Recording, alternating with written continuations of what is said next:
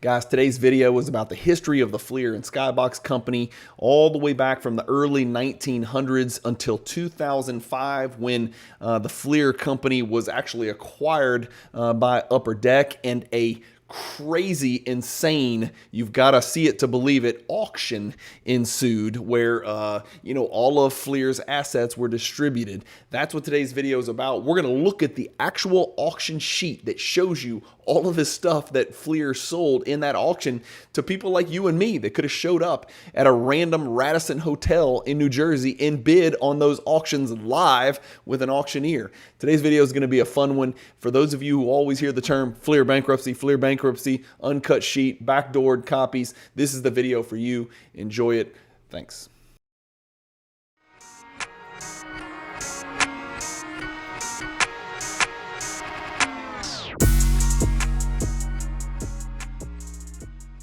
See why Card Ladder is the industry leader in sports card data.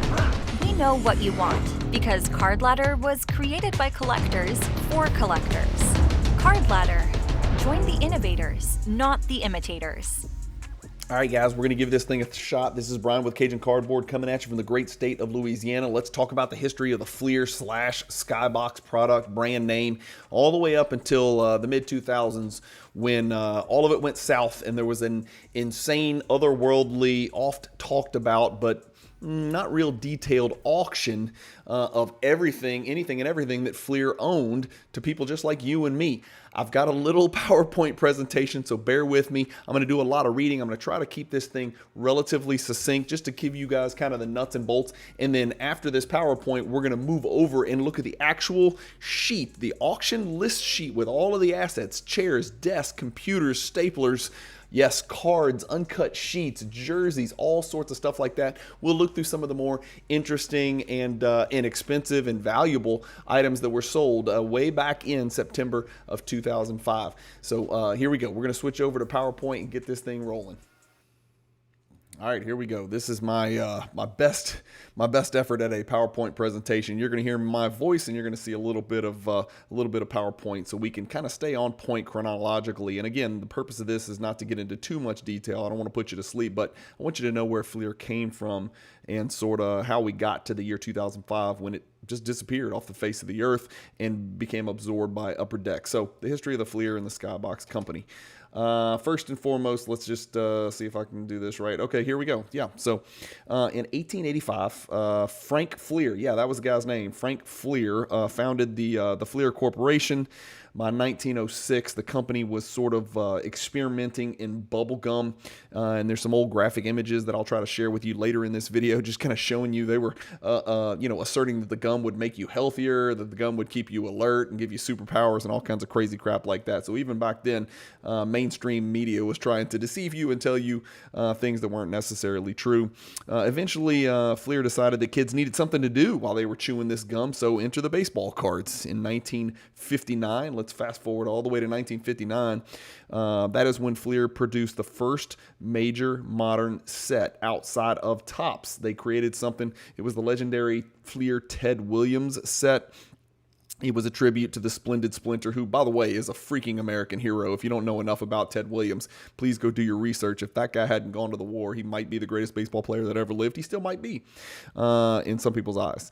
But through the 60s and 70s, Fleer tried to break in, and they fought Topps in court to break up their monopoly. Topps had a stranglehold on the baseball players, and baseball cards were everything during the 60s and 70s. So Topps had a stranglehold on all of the baseball player contracts, and Fleer would try to chip away at it, and they constantly were fighting Topps in the court system throughout the United States. And in 1980, the courts finally said, you know what, that's fine. Let's open the playing field, and let's let Fleer in here. Let's let Donruss in here. Let's let some of these other cats have a shot at it.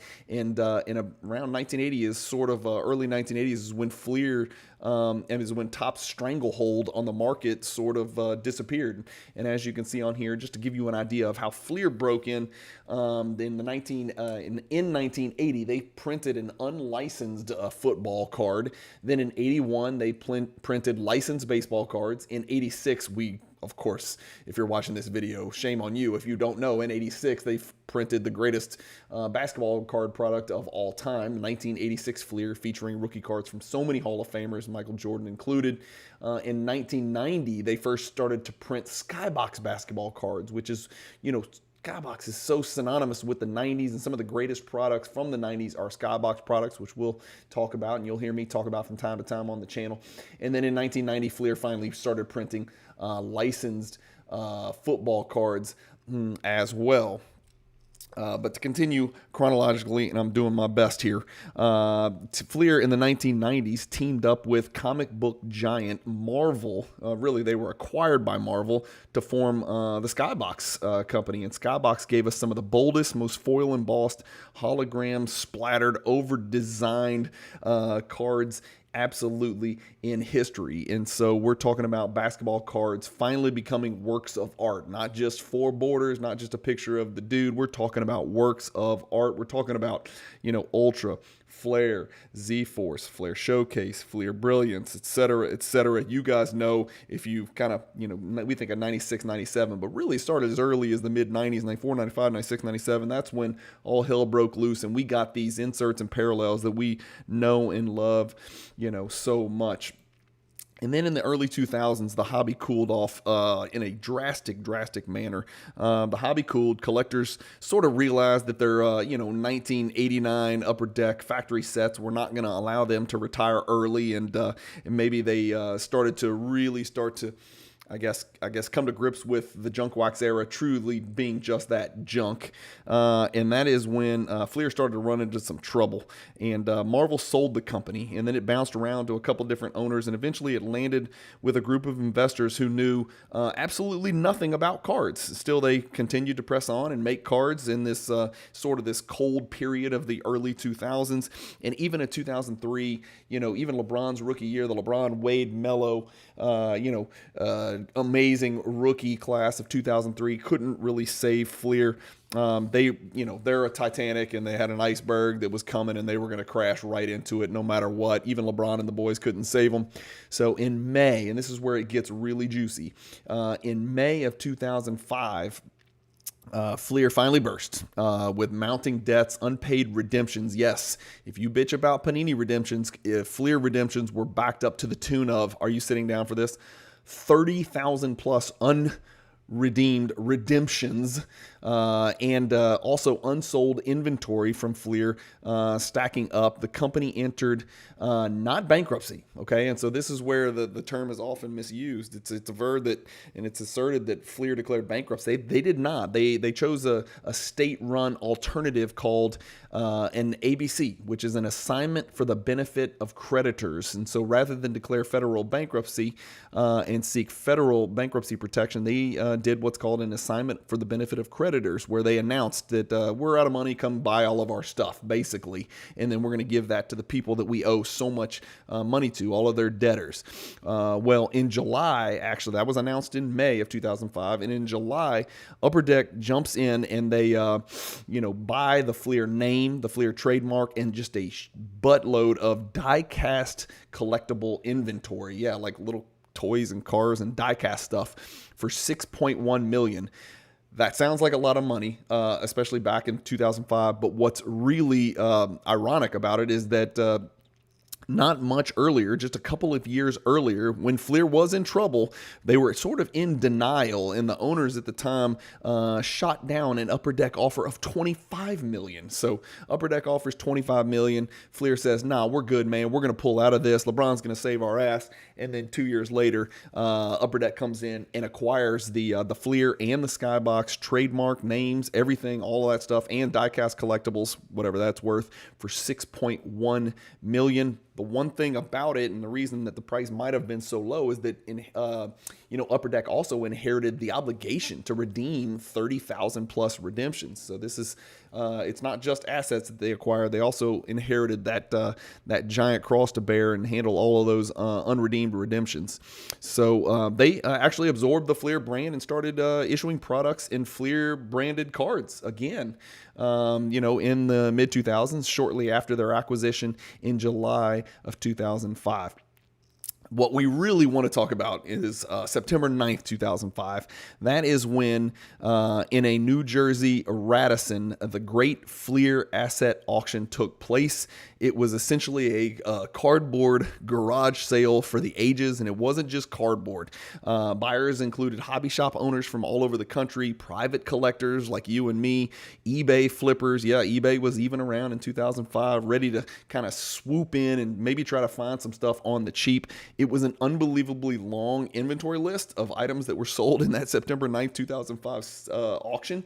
And I am going to, right after we get through this chronology, we're going to look through that list, the actual list that was put out by the auction company that ran the show. And we're going to look through that and look at some of the funnier stuff, some of the more interesting stuff, maybe some of the most valuable stuff in there, and just sort of ask some questions and just sort of get a chuckle and look at some of the stuff that was sold. But it would include stuff like uncut sheets, file copy cards, which are basically file copy cards, for those of you that don't know, were cards that were never packed out, cards that never went into packs, and they're often missing a serial number or a die cut, or they're missing an autograph, or they're missing a piece of the jersey where it should be.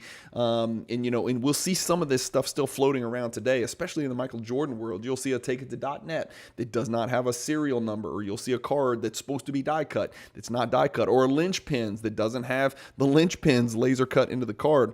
You also would see some press plates for some of the more obscure insert sets, some unissued redemption stock. We know uncut sheets are a big problem in the hobby now because you don't want nefarious actors to get a hold of those uncut sheets and cut them.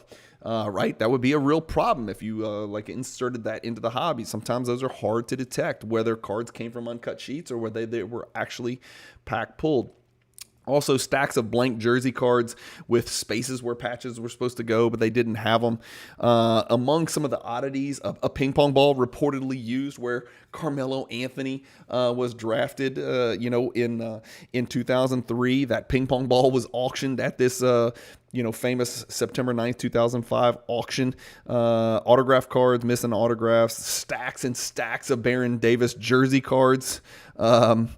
Boxes of die-cast team buses, because who collects die-cast team buses? But that was included in the September 9th bankruptcy as well. And then, believe it or not, there was another less sexy, less valuable, less dense 2007 liquidation sale where even more Fleer/Skybox assets were sold in a separate sale. This time, sort of warehouse remnants were cleared out, like a really bad garage sale.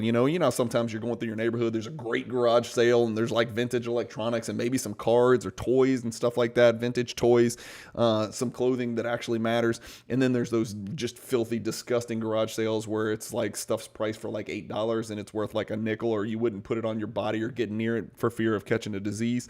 Well, that's what the 2007 liquidation sale was. Tons and tons of oddballs and commons, reject cards, a bunch of random boxes labeled "Do Not Distribute," which made collectors want them more, of course. Office signage, promotional materials, one executive's bobblehead, and believe it or not, the Carmelo Anthony ping pong ball even resurfaced again in the 2007 sale somehow. So that's it, guys. That is sort of the chronology of what happened leading up to not the bankruptcy sale of 2005 and 2007, but rather the assignment for the benefit of creditors, sort of the ABC, right? That was the alternative to bankruptcy that Fleer chose. All right, so now let's get over and let's look at the fun stuff. Let's look at the actual auction listing some of the stuff that went into the September 9th, 2005 auction, and maybe we can find some fun stuff that we would have bid on had we been sitting in that Radisson hotel in New Jersey ourselves 20 years ago. All right, yes, you may have noticed that I have changed clothes in the middle of a video. No, it's not because of some weird, strange reason that I switched into a collared striped shirt that's probably an eyesore on camera. It's just because I'm recording during the day, so I'm recording this in pieces, but it's finally time. Let's talk about the inventory sheet that was produced way back when, September 9th, 2005, by Continental Auction Group. That's the name of the company that ran the auction for Fleer on September 9th, 2005. And there's going to be some goodies in here. Let's look at it together. Let's screen share here. And let me just read this first sentence to you so we can get it. I got to zoom in because I'm old and I can't see anything. Read this. Okay, read the terms of sale at the end of this catalog. You should plan to register at inspection. You can also register at the auction. If you're planning on registering at auction, come early. We will be open at 10 a.m. The slides and digital image libraries will be sold via sealed proxy bid online. Blah, blah, blah. You can print this catalog or purchase one for $5. No briefcases, purses, or bags of any kind are allowed at the inspection because you'll gank stuff. You'll register. You must deposit no less than $1,000 in a cashier's check upon registration. And here we go. We're off. A bunch of office desks and stuff like that. Office suite, office desk. These are desks, credenzas, chairs, a bookcase. We're talking through all sorts of conference room, 14-foot oval conference table, maroon leather chairs. Very swag, cubicle units, 5-drawer, lateral files, lobby chairs, office furniture. We're going to scroll. There's a bunch of Dell desktops. Those are absolutely 100% useless right now. 17-inch flat screen monitor. That's like the size of an iPhone now. A bunch of Dell monitors, Macintosh stuff, Snap servers. This is all computer crap up at the beginning. I'm trying to get to just some juicy stuff down here. Scanners, Brother fax machines. Fax machines, remember those? HP printers, projectors, TVs, electronics. Read the blah, blah, blah. Oh, now here we go. So at number 224 on page 10, we start to get to some juicy stuff. So here we go. We have got Randy Moss football uniform, 23 of them. Freddie Mitchell football uniform, 103. Kevin Barlow, Terrell Owens. You can see some of the guys that we thought were going to be super, super relevant for decades to come. This is a great reminder to those of us who are prospecting. Dante Culpepper would literally have been the greatest football prospect of all time. He was like 7 feet tall, 400 pounds, and ran a 4.5 and could throw it 800 yards. And now only people as old as me remember him. 20 Dante Culpepper uniforms. Ricky Williams, another great running back, great fantasy running back from the early 2000s, late 90s, I think. Marshall Faulk, a legend. Kurt Warner, legend. 2 Super Bowl champs. Brian Greasy, Michael Vick, Chad Johnson. Now we got some basketball. Jason Terry, Lamar Odom. How about all of these signed Jason Terry basketball uniforms? That's a lot. There's 10, 20. Don't even know where to begin with why there's so many Mateen Cleaves, Flint's finest, signed Michigan State basketball uniforms. Those were his Detroit Pistons uniforms. Apparently, we thought Mateen Cleaves was the next Jason Kidd. Ron Artest is in there. Desmond Mason, freakishly bouncy dude out of Oklahoma State. A lot of signed Anthony Mason uniforms. Who is Alexander? Just straight up Alexander that played for the Washington Wizards. That's Courtney Alexander, I'm pretty sure. Played at University of Virginia. Became a coach, if I'm not mistaken. A lot of Jamal Crawford. Wally World, Wally Zerbiak. There's some Zoe, Eddie House. Here we go. This is the juicy stuff, right? This is the stuff that scares us and keeps us up at night because these sheets can be cut. Uncut sheet basketball cards framed. Uncut sheet basketball cards framed. Unfortunately, it's not super descriptive. It just says uncut sheet basketball cards. But these were the sheets that I think they held back so that if a card got damaged or destroyed or something happened during production or distribution, they could just cut the cards again. And so you'll see like Essential Credentials Now sheets with uncut, Essential Credentials Now and Essential Credentials Future cards, but they aren't serial numbered, but they're ready to be cut and then stamped with a serial number machine. They were held back, and so that's just one example, of course. A bunch of uncut sheets, uncut sheet baseball, uncut sheet football, lots of albums. I can't imagine what's in there. Just straight up cards and posters, wrestling, men's and women's. What is Ophidian? Cards and posters, Transformers, Ninja Turtle, Marvel, and Ophidian. Remember, Marvel was part of this deal at one point, right? American Idol, baseball, football, basketball, trade show booth, Vince Carter Shrine, Vince Carter stuff, uncut sheets, 35 millimeter slides of approximately 550,000. Yikes. Lot of cashed checks. Some are signed. Troy Gloss, Eric Chavez, Randy Johnson, Rafael Palmeiro spelled wrong, Giambi Messina, Jared Wright spelled wrong, Posada Marbury, Biggio, Grant Fuhr, crazy stuff. A lot of 2001 baseball Fleer Game Time. So they got sealed boxes that you could have been buying. This looks like heaven. I would have loved to have sat in and been a fly on the wall during this auction.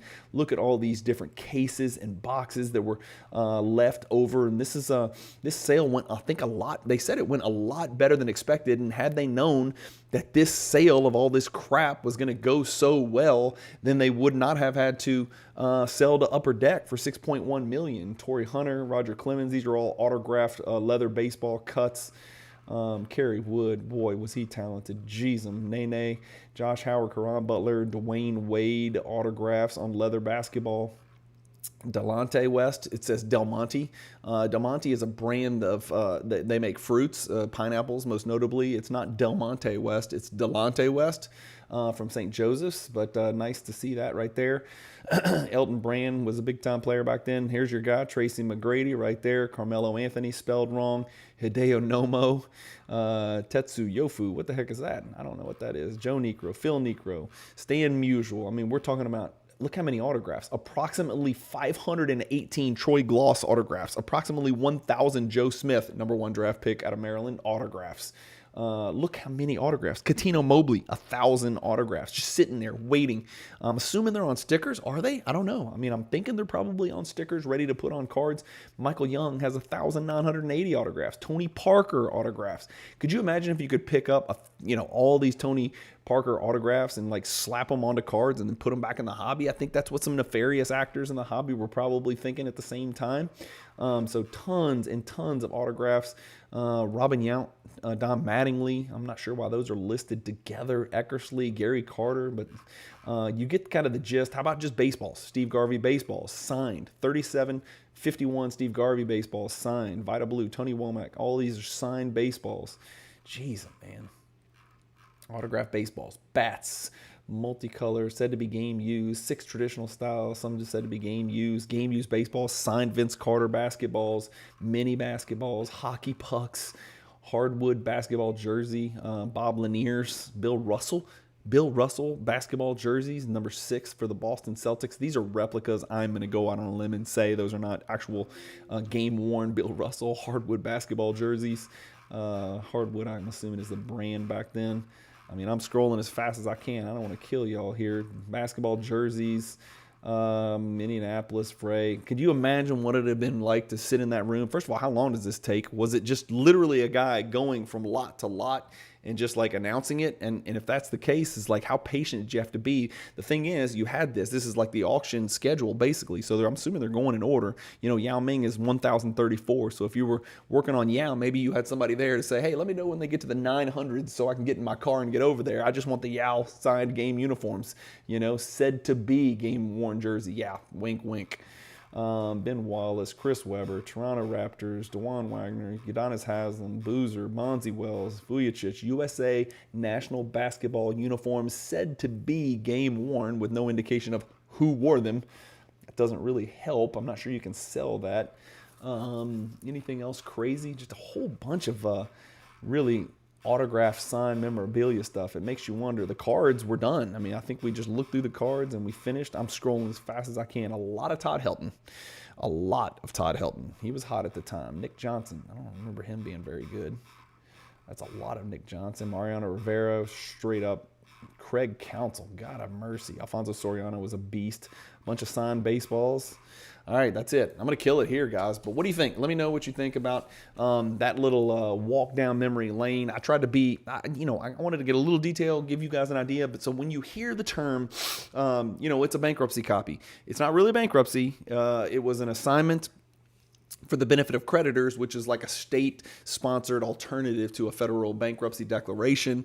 That's when Upper Deck came in and snatched Fleer/Skybox. And to this day, Fanatics owns Topps, but Fanatics does not own Upper Deck and Skybox. So you will not see Metal Universe. You will not see Molten Metal. You will not see Skybox Premium. You won't see, any of the Flair Showcase or any of that stuff under the Fanatics unless they acquire the rights to Fleer and Skybox from Upper Deck. So Upper Deck holds those rights right now, so they can go out and they can make those products. But I don't, at least it's my understanding that Fanatics cannot do that.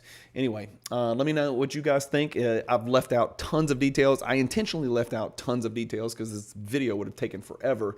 But I might have unintentionally left out many details or interesting stories having to do with this. And that's what these comments are for. And that's where I want you guys to come in and give me what you got, man. Bring that knowledge. Throw it in the comments. Let us know what we're missing. But this is the